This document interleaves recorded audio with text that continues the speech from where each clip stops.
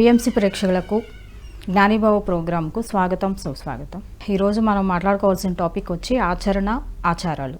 ఆచరణ అంటే మనకు తెలిసిన విషయం ఏంటి అంటే, మనం ఏదైనా ఒక విషయాన్ని తెలుసుకున్నప్పుడు దానిని మన జీవితంలో అమలుపరిచినప్పుడు దాన్ని ఆచరణగా చెప్తాము. అంటే మన ప్రాక్టికల్ లైఫ్లో కావచ్చు, అంటే మన జీవన విధానంలో కావచ్చు, ఆధ్యాత్మిక జీవనంలో దాన్ని తెలుసుకున్న విషయాన్ని లేదా మన ఆత్మజ్ఞానం ద్వారా, అంటే ఒక్కొక్కసారి అంటే మన అనుభవం ద్వారా తెలుసుకున్న విషయాన్ని దాన్ని మనం ఎప్పుడైతే అప్లై చేస్తూ ఉంటామో దాన్ని ఆచరణ కిందగా చెప్పుకుంటూ ఉంటాము.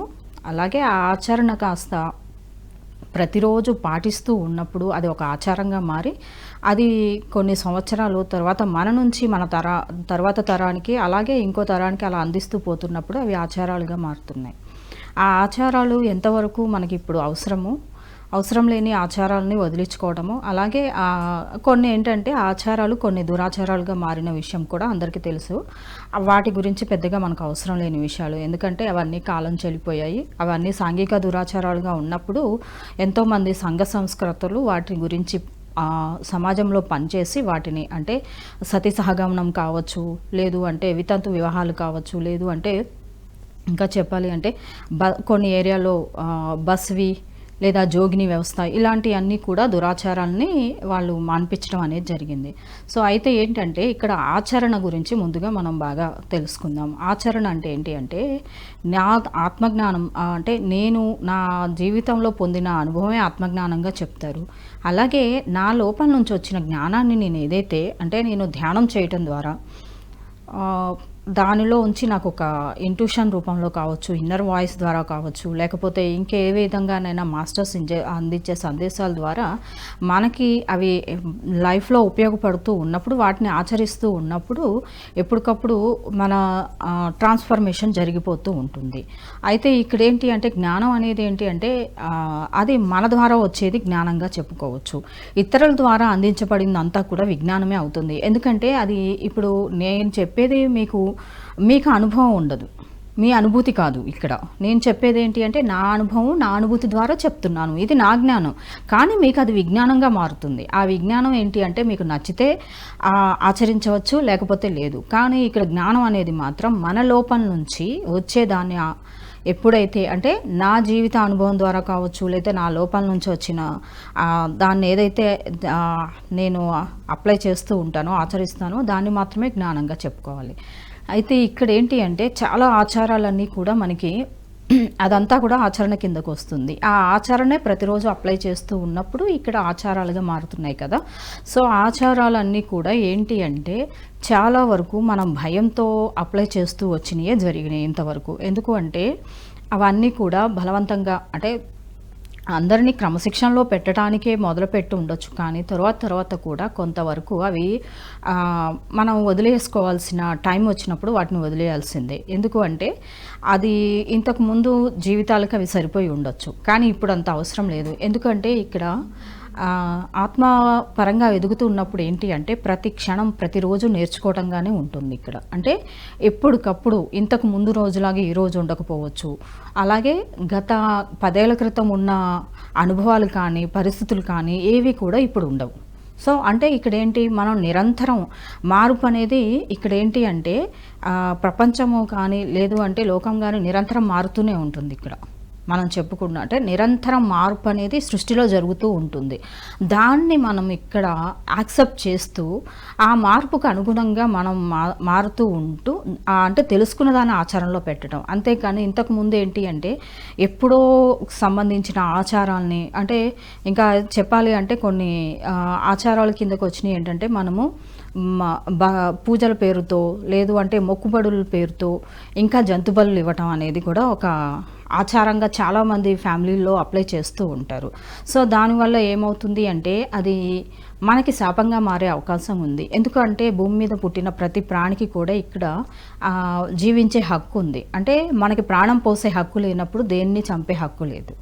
ఎందుకంటే మన పిల్లలైతే మాత్రం మనం అలాగా, అంటే ఒకప్పుడు మనిషిని కూడా బలిచ్చిన రోజులు ఉన్నాయేమో తెలీదు కానీ ఈ తర్వాత నుంచి అది చాలా వరకు అవసరం లేని పరిస్థితులు, అంటే జంతువులు కూడా ఇవ్వాల్సిన అవసరం లేదు. మొక్కుబడుల రూపంలో కూడా వాటిని బలి ఇవ్వాల్సిన అవసరం లేదు. ఒక విధంగా చెప్పాలి అంటే ఆచారాలు పేరుతో వాటిని బలిచ్చి మనం మాత్రమే వాటిని కడుపులో వేసుకుంటున్నాం. సో దాని నుంచి కూడా వాటిని వదిలించుకోవాల్సిన టైం వచ్చింది. అలాగే అట్లా అంటే ఇక్కడ ప్రతి విషయంలో మనం మారుతూ, అంటే ఇప్పుడు మనకు అది అవసరం లేని విషయము మాంసాహారం అనేది, ఓకే శాకాహారము తీసుకోవటము, అలాంటి ఆచారాలను వదిలించుకోవడము. ఇంకా ఏంటి అంటే చాలామందికి కొన్ని సంవత్సరాల వరకు, అంటే వయసులో ఉన్నప్పుడు లేదా చిన్నతనం నుంచో కొన్ని ఉపవాసాలు కానీ, లేదు అంటే ఎర్లీ మార్నింగ్ తలస్నానాలు చేసి అలవాటు చేస్తూ ఉంటారు. ఒక ఏజ్ వరకు ఇక్కడ ఏమవుతుంది అంటే శరీరం సహకరిస్తూ వస్తుంది, కానీ కొంతకాలం తర్వాత శరీరంలో అంటే సత్తువ తగ్గడమో లేదంటే రెసిస్టెంట్ పవర్ ఇవన్నీ తగ్గిపో ఉన్నప్పుడు శరీరం సహకరించకపోవచ్చు. ఉపవాసాలకు కానీ, లేకపోతే ఇక్కడ అంటే ఆ తలస్నానాలు, చన్నీటి తలస్నానాలు పడకపోవచ్చు. అలాగే బలవంతంగా కనుక శరీరాన్ని బాధ పెడుతూ ఉన్నప్పుడు ఏమవుతుందంటే కొంతమంది జీవితంలో అది బలవంతంగా, అంటే భయంతోనో లేకపోతే ఈ ఆచారం తప్పితే నాకేమవుతుందో అనే ఉద్దేశంతో పాటించడం వల్ల కొంతకాలానికి ఏంటంటే ఆ చల్లదనం పడనప్పుడు చాలామందికి హెల్త్ ఇష్యూస్ వస్తూ ఉంటాయి. అంటే చెవి ప్రాబ్లం, ఇనికిడి ప్రాబ్లం కానీ, లేదు అంటే బెల్సీ పాలసీ అని, ముఖ పక్షవాతము అని చెప్పేసి, అంటే నోరు పడిపోవటము, అంటే నోరు వంకరగా తిరగటము, కళ్ళ మీద ఎఫెక్ట్ అవ్వటము, కొంతమందికి కళ్ళు పోయిన వాళ్ళు కూడా ఉన్నారండి. అంటే అక్కడ ఏంటి, నా శరీరాన్ని నేను పట్టించుకుంటున్నానా లేదా అనేది మన గుర్తించుకోవాలి. ఇక్కడ ఎరుక వచ్చి ఉండాలి. అట్లాంటి అన్ని ఆచారాలు వదిలించుకొని మీ ఆత్మ ఏదైతే చెప్తుందో, అంటే ఎప్పటికప్పుడు మన హృదయానికి కనెక్ట్ అవుతూ ఉంటామో ఆ చెప్పేదాన్ని వినటం నేర్చుకోవాలి ఇక్కడ. అలా జరిగినప్పుడు ఇక్కడ ఏం జరుగుతుంది అంటే అక్కడ మనము నిరంతరం మార్పుని యాక్సెప్ట్ చేస్తూ ముందుకెళ్ళిపోవటం, అలాగే ప్రతి విషయంలో కూడా జ్ఞానాన్ని అందుకుంటూ ముందుకెళ్ళటం అనేది జరుగుతూ ఉంటుంది. అంటే ఎప్పటికప్పుడు అది, అంటే ఇక్కడ ఏంటంటే సృష్టి లయలో మనం ఎప్పుడైతే ఉంటామో అప్పటికప్పుడు అక్కడ మనకి సోల్ గైడెన్సీ అనేది అందుతూ ఉంటుంది. సోల్ గైడెన్సీ అందుతూ ఉన్నప్పుడు ఏంటి అంటే మనకి, అంటే ఇక్కడ కూడా నిరంతర సాధనలో మీరు ఎప్పుడైనా, అంటే మిమ్మల్ని మీరు గమనించుకున్నప్పుడు ఒకసారి గమనించండి. అంటే ధ్యానానికి వచ్చిన కొత్తలో ఒకలాగుంటుంది, ఆ తర్వాత మారుతూ ఉంటుంది. అంటే సాధన టైంలు మారిపోయి ఉంటాయి, నిద్ర వేళలు మారిపోయి ఉంటాయి. అలాగే మన భోజనంలో కూడా ఇంతకుముందు 3 సార్లు తింటే ఇప్పుడు నిరంతరం, అంటే ఎక్కువగా ధ్యాన సాధన చేస్తున్నప్పుడు 2 సార్లు తింటాం కానీ, లేదా ఒక్కొక్కసారి హయ్యర్ ఎనర్జీస్ ఉన్న టైంలో ఒక్కసారి తిన్నా కూడా సరిపోతూ ఉంటుంది.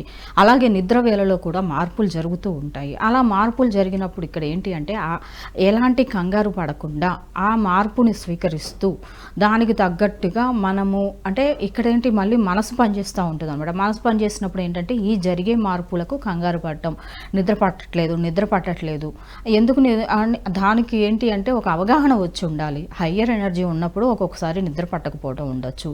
లేదు అంటే కొన్ని డేస్లో ఏంటి అంటే బయట ఇక్కడ, అంటే సండేస్ కావచ్చు, లేకపోతే ఏదన్నా ఎక్కువగా నెగిటివ్ ఎఫెక్ట్ ఉన్నప్పుడు కూడా ఒక్కొక్కసారి నిద్ర పట్టకపోవచ్చు. దాన్ని ఆ రోజు వరకు యాక్సెప్ట్ చేయొచ్చు. ఎందుకంటే ఒకరోజు నిద్ర సరిగ్గా లేనంత మాత్రాన ఇబ్బంది ఏమి ఉండదు. ధ్యానం ద్వారా దాన్ని కవర్ చేసుకోవడము, లేదు అంటే నచ్చిన పని చేసుకోవడము.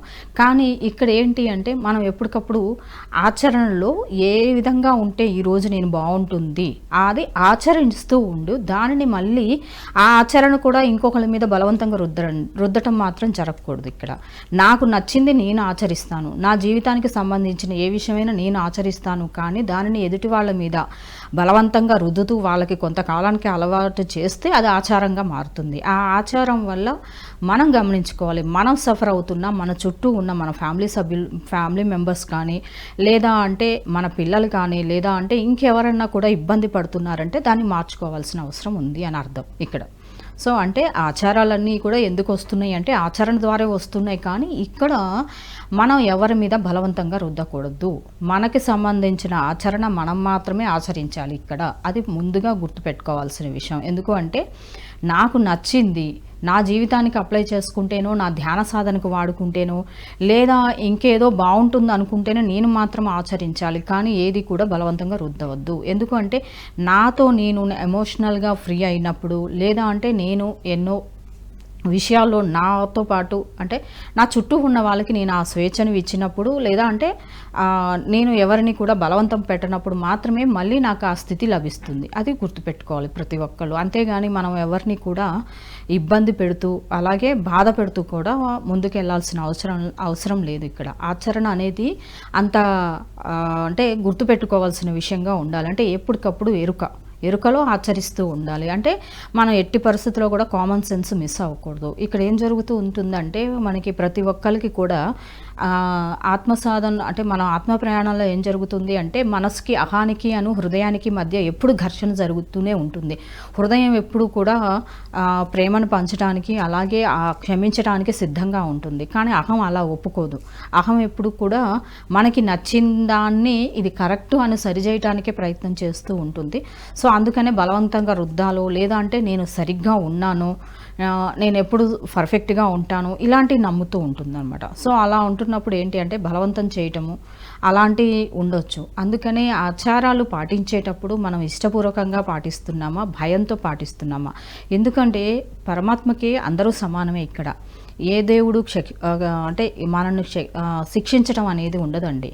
కర్మను మాత్రమే మనం ఎప్పటికప్పుడు గుర్తు చేసుకుంటూ ఉండాలి. ఎందుకు అంటే ఏది చేసినా మన ఆలోచనలు కానీ, మన మాటలు కానీ, మన చర్యలు కానీ అన్నీ కూడా మనం గతంలో చేసిన దానికే ఈ వర్తమానంలో మనం అనుభవిస్తూ ఉంటాము. సో వాటిని మళ్ళీ పునరావృతం అవ్వకుండా, లేకపోతే మన ఇబ్బందికరమైన పరిస్థితులు కానీ, కష్టాలు కానీ ఏవైనా సరే మనం ఎరుకతో వాటిని అన్నిటినీ మనలోంచి మెల్లగా రిలీజ్ చేసుకొని ఆనందకరమైన అద్భుతమైన క్షణాల్లోకి వెళ్ళాలి అంటే ఈ వర్తమానాన్ని బహుమానంగా స్వీకరించి వర్తమాన క్షణంలో నేను ఎలా ఉండాలి అనే ఎరుకతో ఉంటున్నప్పుడు మనకి ఏది కూడా అంటే తర్వాత కర్మగా మారకపోవచ్చు, అంటే చెడు కర్మగా.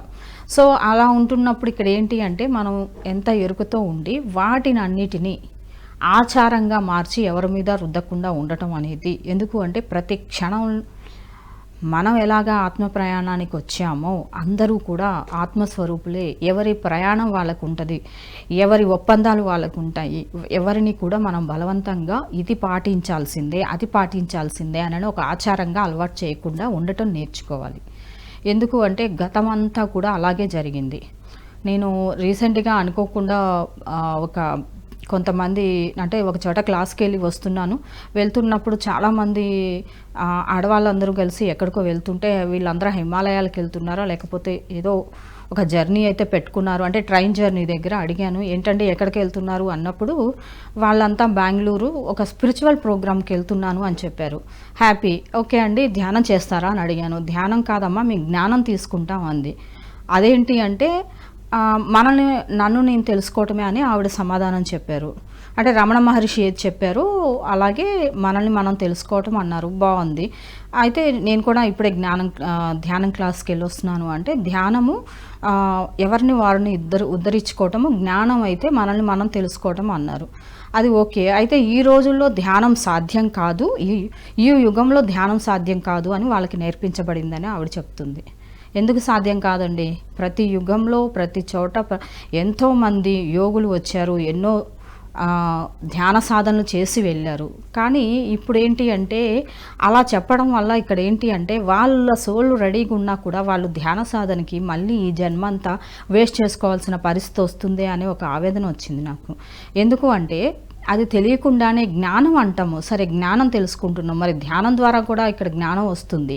కానీ ఆ జ్ఞానాన్ని మళ్ళీ మనం ఆచరిస్తున్నామా లేదా అంటే అది ఒక సినిమా కథలాగానో లేదంటే ఏదో ఒక కథలాగా జ్ఞానాన్ని వినటము ప్రతిరోజు అక్కడ ఆచరించినప్పుడు ఇంకా అది వేస్ట్గానే మారుతుంది కదా, ఇంకెందుకు ఆ జ్ఞానం అనేది అనిపించింది. కానీ అది ఎవరి ప్రయాణం వాళ్ళది కాబట్టి అవునా అండి అన్నాను. ఈలోపు నాకు నా ట్రైన్ రావటం వల్ల నేను వచ్చేసాను. కానీ ఆలోచిస్తే అనిపించింది ఇక్కడ యుగంలో ధ్యాన సాధన సాధ్యం కాదు అనే మాట చెప్పడం అనేది ఎంతవరకు అంటే గతంలో కూడా ఇదే ధ్యాన సాధన ఉంది. అంటే ఆ రోజుల్లో అంటే ప్రతి యుగంలో కూడా ఉంది. త్రేతాయుగంలో, ద్వాపర యుగంలో ఉంది. వాళ్ళు గంటలు ఇప్పుడు గంటలు చేస్తే సరిపోతుంది, అప్పుడు సంవత్సరాల తరబడి తపస్సు అనేది చేశారు. అంటే వాళ్ళు ఎన్నో వేల సంవత్సరాలు ధ్యానం చేసినప్పుడు వాళ్ళ చుట్టూ పుట్ట పెరగటము, అలాగే చెట్లు పెరగటము, అలాగా వాళ్ళు అన్ని సంవత్సరాలు చేస్తే కానీ ఆ తపస్సు అనేది ఫలించి వాళ్ళకి కావాల్సింది పొందలేకపోయారు. కానీ ఇప్పుడు అన్ని పరిస్థితులు మారినాయి. ఇప్పుడు హయ్యర్ ఎనర్జీస్ అన్ని భూమి మీదకి వచ్చినప్పుడు మనం అంత టైం అవసరం లేకుండానే గంటల్లోనే మనం కావాల్సిన అంత ఆనందాన్ని, ఆరోగ్యాన్ని పొందగలిగే స్థితి ఏర్పడింది. కానీ అంటే అక్కడ ఏమవుతుంది అంటే వాళ్ళు అది నమ్ముతున్నారు అక్కడ. నమ్మటం వల్ల జ్ఞానం అనేది వింటే సరిపోతుంది, ఆ జ్ఞానమే మనం పర్సనల్ లైఫ్లో అప్లై చేసుకోవాలి అంటున్నారు. కానీ ఎంతవరకు అప్లై చేస్తున్నారు? అప్లై చేయనప్పుడు అదే ఆచరణలో పెట్టనప్పుడు ఏం జరుగుతుంది అంటే మళ్ళీ శరీరం అనేది ఒకటి ఇబ్బంది పడుతూ ఉంటుంది. అంటే ఎందుకంటే మనకి దేహమే దేవాలయం అని చెప్పారు. ఈ దేహంలో దేవుడు ఉన్నాడు కాబట్టి దాన్ని దేవాలయం అని చెప్పినప్పుడు శరీరాన్ని ఇబ్బంది పెట్టడము, ఆ శరీరం ఇబ్బంది పడుతుంది అంటే ఇక్కడ మనసు అనేది ఘర్షణకు లోనవుతుంది, సంఘర్షణలో ఉంటుంది. నేను ఎన్ని సంవత్సరాల నుంచి జ్ఞానం తీసుకుంటున్నాను, లేకపోతే ఎప్పుడు ఇంకొకరు ఏం చెప్పారంటే మేము ఎప్పుడు ఆల్వేస్ పాజిటివ్గా ఉంటాము అని చెప్పారు. మరి ఎప్పుడు పాజిటివ్గా ఉన్నప్పుడు హెల్త్ ప్రాబ్లమ్స్ అంటే సమస్యలు ఎందుకు వస్తున్నాయి? సరే, సమస్యలు అంటే జీవిత సమస్యలు, ఆర్థిక పరిస్థితులు ఇవ్వచ్చు. ఆరోగ్య సమస్యలు ఎందుకు వస్తున్నాయి అనేది అర్థం అవ్వాలి కదా. అంటే మామూలుగా మన ఆరోగ్యం మన ఆరాలోకి 6 నెలల ముందు మాత్రమే ఒక బ్లాక్ వచ్చినప్పుడు ఆరోగ్య సమస్య అంటే 6 నెలల ముందుగానే మన ఆరాలకు వస్తేనే ఒక ఆరోగ్య సమస్య వస్తుంది, అనారోగ్య సమస్య వస్తుంది అని చెప్తారు. మరి అలాంటి అప్పుడు ఎప్పుడు పాజిటివ్గా ఉన్నప్పుడు అది ఎప్పుడు వచ్చింది ఆ బ్లాక్ అంటే ఇక్కడ రకరకాల పరిస్థితులు. అక్కడ ఏంటి అంటే కొంతమందికి రకరకాలుగా మధుమేహం కావచ్చు, అంటే షుగర్ కావచ్చు, లేదా బీపీ కావచ్చు. మరి ఎప్పుడు పాజిటివ్గా ఉన్నప్పుడు ఇవి ఎందుకు వస్తున్నాయి? లేదా ఇంకా కొంతమందికి ఇంకా ఎన్నో అనారోగ్య సమస్యలు వస్తూ ఉన్నాయి. మరి జ్ఞానాన్ని మనం అప్లై చేస్తున్నాము ఇవన్నీ అనుకుంటున్నప్పుడు, పాజిటివ్గా ఉంటున్నప్పుడు మళ్ళీ మనము ఎందుకు ఇలా అనారోగ్య సమస్యలకి కానీ, లేదా అంటే మన సమస్యల విషయంలో మనం ఎందుకు ఇంకా వాటిలోనే పడిపోవటం అనేది ఎందుకు జరుగుతుంది అనేది మనం చెక్ చేసుకోవాల్సిన విషయం. అంటే జ్ఞానం తీసుకుంటున్నాం కానీ ఆచరిస్తున్నామా లేదా? ఆ ఆచరణ అంటే థియరీ ఎంతసేపు వినటం మాత్రమే కాకుండా ఆచరణ లేనప్పుడు ఇక్కడ ఏం జరుగుతుంది అంటే మళ్ళీ అంటే మన చుట్టూ ఉన్న పరిస్థితుల్లో మనం ఇరుక్కుపోవటం జరుగుతుంది. ఆ పరిస్థితుల్లో మళ్ళీ మన మనసు అనేది పనిచేస్తూ ఉంటుంది. కాబట్టి ఆ ఘర్షణలో ఉన్నప్పుడు మళ్ళీ శరీరం మీద అంటే మానసిక సమస్యలు అలాగే శారీరక సమస్యలు అనేది రావటం అనేది జరుగుతుంది. ఆ శారీరక సమస్యలు ఎక్కువైనప్పుడు మళ్ళీ శరీరంలో ఒక జబ్బుగానో ఒక రోగంగానో మళ్ళీ అది వెళ్ళి కూర్చోవటం జరుగుతుంది. అప్పుడు మళ్ళీ ఏంటి అంటే అది చాలా రోజులు కానీ, నెలలు కానీ, సంవత్సరాలు కానీ మనం దాంతో సఫర్ అవటం అనేది అవుతూ ఉంటుంది. అంటే ఇక్కడ ఏంటి అంటే మన ఆచరణ అనేది మన కోసం మాత్రమే పాటిస్తూ అది ఆ ఆచరణ ద్వారా నేను ఎంతవరకు మార్పు చెందుతున్నాను, ఎప్పటికప్పుడు నేను నిరంతరం మారుతున్నానా, జరిగే పరిస్థితులన్నిటిలో నేను ఇమ్మడగలిగి ఉంటున్నానా, అంటే ఇక్కడ నేను భయంతోనే ఆ ప్రయాణాన్ని సాగిస్తున్నానా, లేదు అంటే ధైర్యంతో ముందుకెళ్తున్నానా. ఇంకొకటి ఏంటంటే మన చుట్టూ ద్వేషపూరిత పరిస్థితులు ఉన్నప్పుడు ఆ ద్వేషం నాలో కలుగుతుందా, లేదా నేను ప్రేమపూర్వకంగా ఉంటున్నానా. ఇలా ప్రతి ఎమోషన్ పట్ల మనం అంటే మనకి టెంపరరీ ఎమోషన్స్ ఉంటాయి, అలాగే ఇక్కడ ఫీలింగ్స్ అంటే భావోద్రేకాలు అన్నీ ఉంటాయి కదా మనకి. సో వాటి పట్ల మన ఎరుక ఎలా ఉంటుంది అంటే ఇక్కడ ఏంటి అంటే ఉద్రేకపూరితమైన వాతావరణంలో ఉన్నప్పుడు ఇక్కడ భావోద్రేకాలు ఎలా ఉంటున్నాయి, అలాగే అంటే ఎప్పుడు ప్రశాంతంగా ఉన్నప్పుడు ఏ విధంగా ఉంటున్నాము. ఇంకొకటి ఏంటంటే చాలామందికి కూడా ఫీలింగ్స్ విషయంలో కూడా కన్ఫ్యూజ్ ఉంటుందండి. ఇక్కడ ఎట్లా అంటే వాటిని సరిగ్గా వ్యక్తపరచడం చేత కాదు, కొంతమందికి అసలు ఉన్నాయి అని కూడా తెలియని వాళ్ళు ఉంటారు. సో దానివల్ల ఏంటంటే వాళ్ళు చాలా ఇబ్బంది పడుతూ ఉంటారు. అందువల్ల ఏంటంటే ఎదుటి వాళ్ళని సరిగ్గా అర్థం చేసుకోలేని పరిస్థితి ఏర్పడుతుంది. అంటే ఇక్కడ అండర్స్టాండింగ్ లెవెల్స్ అనేవి ఉండవు అన్నమాట. సో దానివల్ల ఏంటి అంటే మళ్ళీ బలవంతంగా మనకు తెలిసిన జ్ఞానాన్ని ఎదుటి వాళ్ళ మీద రుద్దటం అనేది జరుగుతుంది. ఎందుకంటే నీ ప్రయాణం వేరు, నా ప్రయాణం వేరు అనుకున్నప్పుడు ఎవరి శరీరం ఎలా స్పందిస్తుంది, మనసు ఎలా ఉంటుంది, వాళ్ళ పరిస్థితులు, భౌతిక పరిస్థితులు ఎలా ఉన్నాయి, కుటుంబ పరిస్థితులు ఎలా ఉన్నాయి, ఇవన్నీ తెలుసుకోవాల్సిన, అర్థం చేసుకోవాల్సిన అవసరం ప్రతి ఒక్కరికి ఉంటుంది. అలా కాకుండా వాటన్నిటిని కూడా బలవంతంగా నేను ఆచరిస్తున్నాను కాబట్టి నువ్వు కూడా ఆచరించాలి అన్నప్పుడు దాన్ని పదే పదే రుద్దుతూ ఉండి దాన్ని ఆచారంగా అలవాటు చేశాము అంటే మనకి తెలియకుండానే అక్కడ కర్మలో బందీ అవుతాం. ఎందుకంటే ఏ గురువైనా సరే, ఎవరైనా సరే తెలిసి తెలియని జ్ఞానాన్ని కనుక శిష్యులకి చెప్పినప్పుడు గురువు కూడా ఆ శిష్యుడి అనుభవించే కర్మలో భాగస్థులే అని చెప్పేసి నేను ఒక చోట చదవటం జరిగింది. ఎందుకు అంటే తెలిసి తెలియకుండా చెప్పొద్దు అని. అందుకని చాలామంది గురువులు కానీ యోగులు కానీ ఏంటంటే నాకు తెలిస్తే తెలిసింది, లేదా నేను ఇలా తెలుసుకున్నాను అని చెప్పారు, కానీ ఇదే కరెక్టు అనేది ఎక్కడా కూడా వాదించడం అనేది జరగలేదు. సో అందుకోసం ఏంటంటే ఆచరణ విషయంలో ఎలా ఉంటున్నాం అనేది ప్రతి ఒక్కరు ఎప్పటికప్పుడు ఆ ఎరుకలో ఉండాలి. అంటే నా ఆచరణ నాకు మాత్రమే, బలవంతంగా నేను ఎవరి మీద రుద్దకూడదు. దానిని నేను అంటే ఇది బాగుంది అంటే వాళ్ళకి నచ్చితేనే వాళ్ళు ఆచరిస్తారు, కానీ మనం ఎవరిని కూడా బలవంతంగా పెట్టడం కానీ దానిలో లాగటం కానీ ఎట్టి పరిస్థితుల్లోనూ చేయక ఉండటము నేర్చుకోవాలి. ఎందుకంటే ఆత్మ ప్రయాణంలో నిరంతరము మన మీద మనం మన కోసం మనం సాధన చేస్తూ నిరంతర మార్పు మనలోనే జరగాలి. కానీ ఈ మార్పు బాహ్యంగా జరుగుతుందో, లేదా అంటే కుటుంబ పరంగా జరుగుతుందో, లేదా సంఘపరంగా జరుగుతుందో అనేది అది సాధ్యం కాని పని. ఎందుకంటే అందరి రకరకాల ప్రయాణాలతో రకరకాల ఒప్పందాలతో రావటం అనేది జరుగుతుంది. అలాగే ప్రతి కుటుంబంలో రకరకాల మనస్తత్వాలు ఉంటాయి. అలాగే బయట మనుషుల్లో కూడా రకరకాల వాళ్ళ నుంచి వస్తారు. అలాగే వాళ్ళ పరిస్థితులు వేరుగా ఉంటాయి. వీటిని అర్థం చేసుకుంటూ ఉన్నప్పుడు మనకి ఇతరులకి విభేదాలు అనేవి అసలు ఉండకుండా జరుగుతూ ఉంటుంది. ఒకవేళ వాళ్ళు అలా ఉన్నా కూడా మనం యాక్సెప్ట్ చేయడం అనేది మనకి ఈజీగా జరుగుతూ ఉంటుంది. ఎందుకంటే ఇక్కడ యాక్సెప్టెన్సీ అనేది మనం ఆచరిస్తున్నాం, ఇంకొకళ్ళు ఆచరించాలి, ఇది ఒప్పుకోవాల్సిందే అని మనం ఎవరిని బలవంతం చేయాల్సిన అవసరం లేదు. సో అందుకోసం ఏంటి అంటే ఇక్కడ మన ప్రయాణాన్ని మనం గమనించుకుంటూ వెళ్తూ ఉన్నప్పుడు మనలో మార్చుకోవాల్సిన ఆచారాలు ఏమున్నాయి. ఎందుకు అంటే ఎప్పుడో 100 సంవత్సరాల క్రితం ఆచారాలని మనం ఇప్పుడు అప్లై చేయాల్సిన అవసరం లేదు. మనకి కానీ అది సమాజానికి కానీ లేదా మన కుటుంబ సభ్యులకు కానీ ఉపయోగపడవని ఆచారాలన్నింటినీ కూడా వదిలించుకొని ఈ ఆత్మ ప్రయాణంలో నూతనమైన, ఉత్తేజకరమైన, చైతన్యవంతమైన ఆ క్షణంలో నేను ఏది నేర్చుకున్నానో దాన్ని మాత్రమే నా జీవితంలో ఆచరిస్తాను. ఈ ఆచరించింది నాకు అద్భుతంగా ఉండొచ్చు, ఆనందంగా ఉండొచ్చు, కానీ మళ్ళీ దీన్ని ఇంకొకరి మీద రుద్దకుండా ఉండటానికి ప్రయత్నం.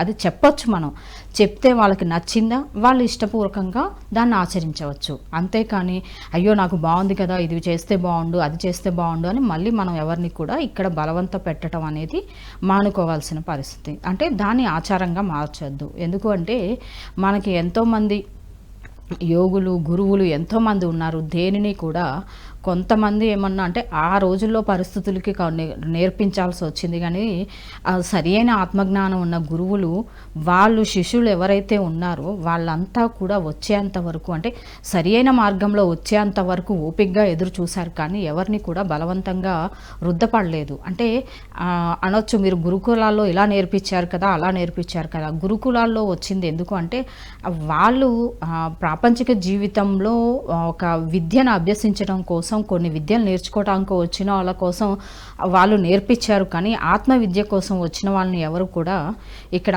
ఆత్మ ప్రయాణంలో వాళ్ళు రెడీగా ఉన్నప్పుడు మాత్రమే వాళ్ళని నేర్పించడం జరిగింది, కానీ ఎవరి మీద రుద్దపడలేదు.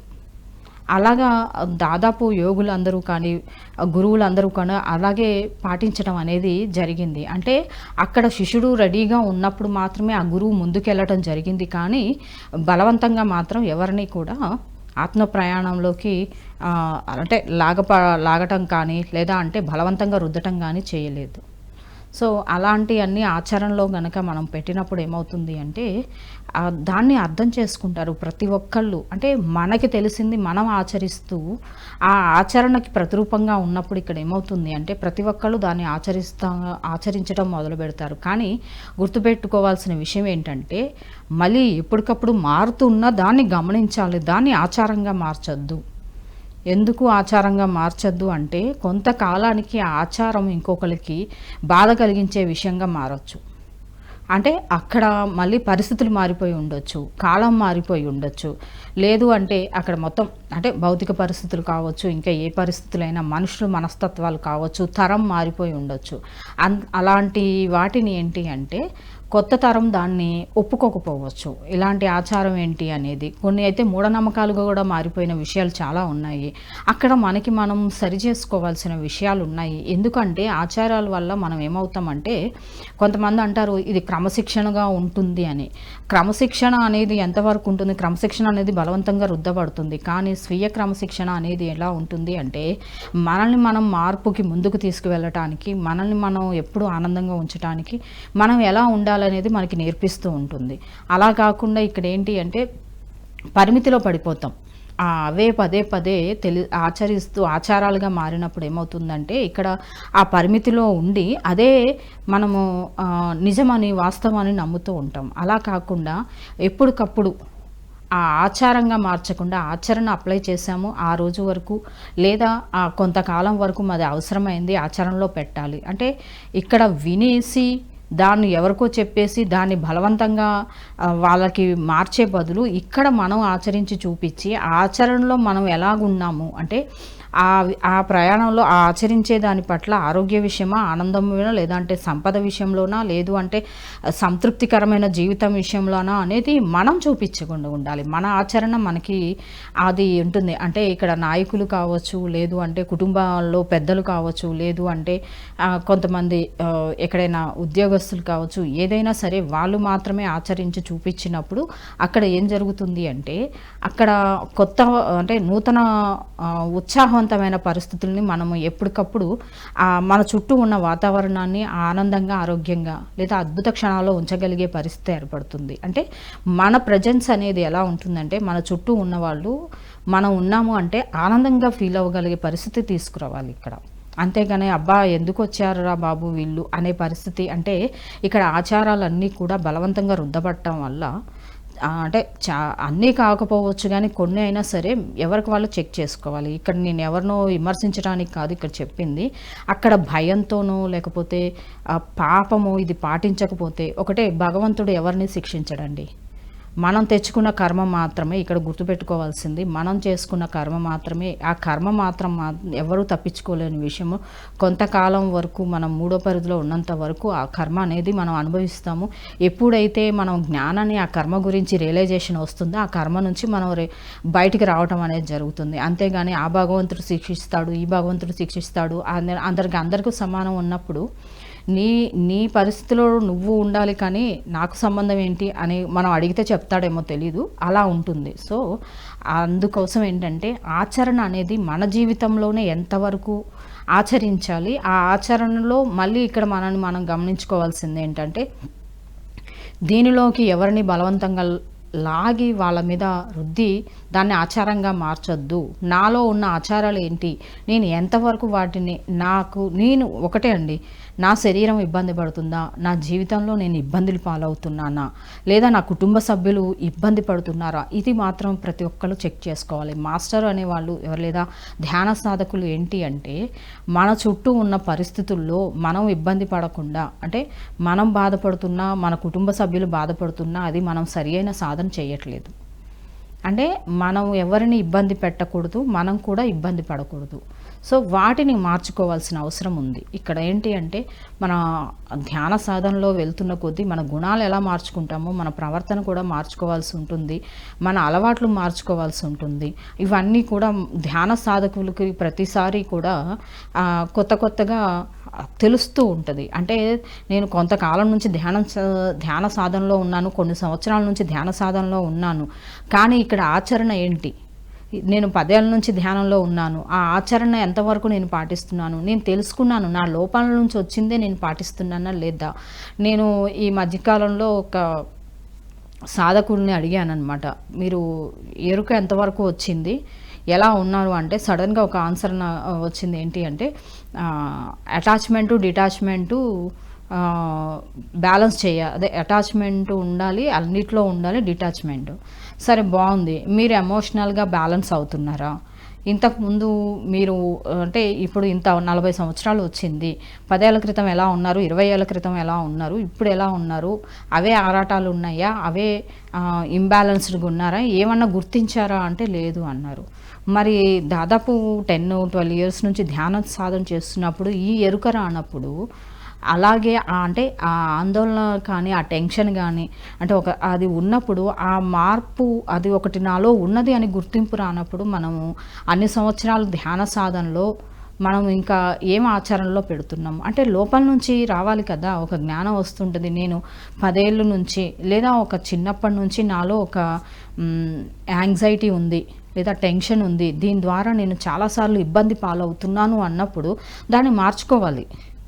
అంటే ఏదో ఒక రోజు నువ్వు ఇది మార్చుకోవాలి అని ఒక ఇంట్యూషనో, మెసేజో ఏదో ఒకటి తెలుస్తుంది. నువ్వు సఫర్ అవుతున్నావు. దీనివల్ల నువ్వు ఇబ్బంది పాలవుతున్నావు.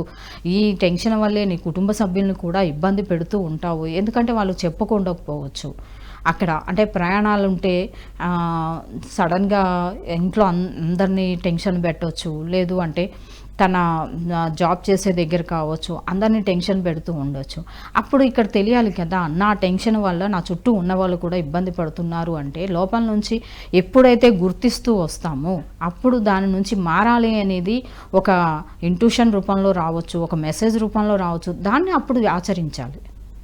అలా ఆచరించినప్పుడు ఇక్కడ ఏం జరుగుతుంది అంటే, మళ్ళీ అది ఇబ్బంది పడటం అనేది జరిగి, దాని ద్వారా మనం చుట్టూ ఉన్న వాళ్ళ ద్వారా వాళ్ళు అంటే మనకి తెలియకుండానే మన గురించి వాళ్ళు చాలా అభిప్రాయాలు ఏర్పరచుకొని ఉండొచ్చు. మన కుటుంబ సభ్యులు మన గురించి ఎంతో బాధపడి ఉండొచ్చు. ఈ మనిషి మారడు, ఇలాగే ఉంటాడు, దీనివల్ల నేను ఇబ్బంది పడుతున్నాను అంటే భార్య చెప్పలేకపోవచ్చు, పిల్లలు చెప్పలేకపోవచ్చు, లేదా తల్లిదండ్రులు చెప్పలేకపోవచ్చు. ఎన్నో ఉంటాయి నేర్చుకోవాల్సినవి. అలాగా మనకి సంబంధించినవి అన్నీ భయం ఉంటుంది. భయం ద్వారా ఎంతోమంది చుట్టూ ఉన్న వాళ్ళని కూడా ఆ భయానికి లోన్ చేస్తూ ఉంటారు. అలా ప్రతిదీ తెలుస్తూ అసలు ముందు గుర్తించటం రావాలి. గుర్తించడం అంటేనే అది సెల్ఫ్ అవేర్‌నెస్ కావచ్చు, లేదా ఎరుక కావచ్చు. ఆ ఎరుకలో తెలుసుకున్న దాన్ని మళ్ళీ అక్కడ దానికి సంబంధించిన ఒక పాయింట్ తెలిసినప్పుడు దాన్ని ఆచరించాలి. ఆ ఆచరణలే మళ్ళీ మనం ముందుకు వెళ్ళాలి. ఎప్పటికప్పుడు నూతనమైన పరిస్థితుల్లోకి వెళ్తూ ఉత్సాహంగా ఉండటానికి ప్రయత్నం చేయాలి. కానీ వాటిని మళ్ళీ బలవంతంగా అందరికీ రుద్దకుండా ఉండటమే నేర్చుకోవాల్సిన విషయం. ఎందుకంటే మనం ఏదైనా రుద్ది అలవాటు చేస్తున్నామంటే అది కొంతకాలానికి ఆచారంగా మారుతుంటుంది. ఆ ఆచారం మన ఆచరణ ఇంకోళ్ళకి ఆచారంగా మారి వాళ్ళు తిట్టుకునే పరిస్థితులు మార్చకుండా, ఎందుకంటే గత ఏ చరిత్ర చూసినా కూడా అలాగే ఉంది. అన్నీ రుద్దపడుతూ వచ్చాయి. వాళ్ళు ఇష్టపూర్వకంగా ఆ రోజుల్లో ఆచరించుండొచ్చు. కానీ తర్వాత తరానికి అందిస్తూ ఉన్నప్పుడు అవి ఆచారాలుగా మారి ఎంతోమంది ఇబ్బంది పడవచ్చు, చాలా పరిస్థితుల్లో ఇరుక్కుపోయి ఉండొచ్చు, తిట్టుకొని ఉండొచ్చు, బాధపడి ఉండొచ్చు, దుఃఖపడి ఉండొచ్చు, ఎన్నో జరిగినాయి. కాబట్టి ఎప్పుడో జరిగిన వాటిని అందరూ కూడా బలవంతంగా భయంతోనో చేయాల్సిన అవసరం లేదు. వాటిని మనకి ఏదైతే వస్తుందో మన అనుభవం ద్వారా రావచ్చు, మన జ్ఞానం ద్వారా వచ్చిన వాటిని మనం ఏ విధంగా ఆరోగ్యంగా ఉంటేనో, ఆనందంగా ఉంటేనో మన చుట్టూ పరిస్థితులు బాగుంటాయి అని మనకి అనిపిస్తే దాన్ని మాత్రమే ఆచరించండి. దాన్ని ఆచారంగా మార్చుకోవద్దు. ఓకే మాస్టర్స్, దీని మీద మనం కొంత ధ్యానం చేస్తూ మనలో ఉన్న ఆచరణ ఎంతవరకు ఆచరణలో పెడుతున్నాము, అలాగే దాన్ని ఆచారంగా మార్చే పరిస్థితుల్లోకి మనం ఇరుక్కుపోకుండా మనం ఎరుకలో ఉండటానికి మన ఆచారాలు ఏమన్నా ఉన్నాయో అనేది అప్పుడప్పుడు గుర్తు చేసుకుంటూ ఉండండి. ఓకే మాస్టర్స్, అందరం ధ్యానంలో కూర్చుందాం.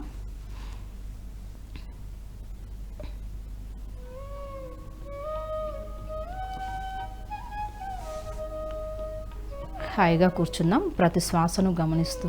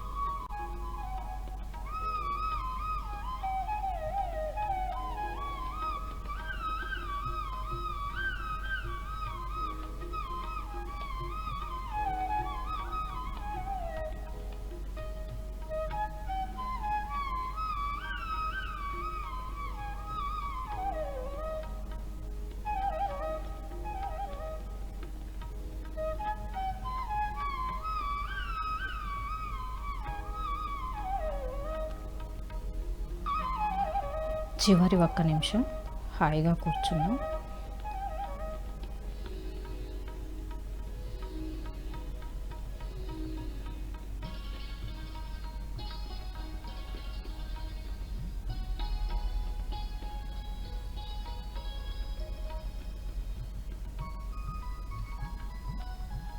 Thirty seconds.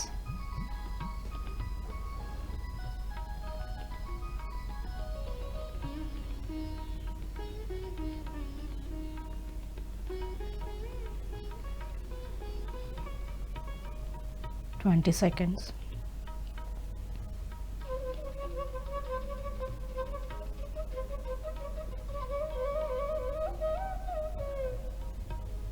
10 seconds.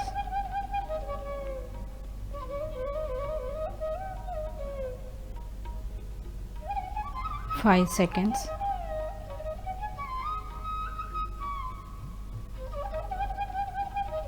'Okay masters, మీ 2 అరచేతులు కళ్ళ మీద పెట్టుకొని 5 seconds 5 4 3 2 1 0 మెల్లగా అరచేతులు చూస్తూ కళ్ళు తెరవండి.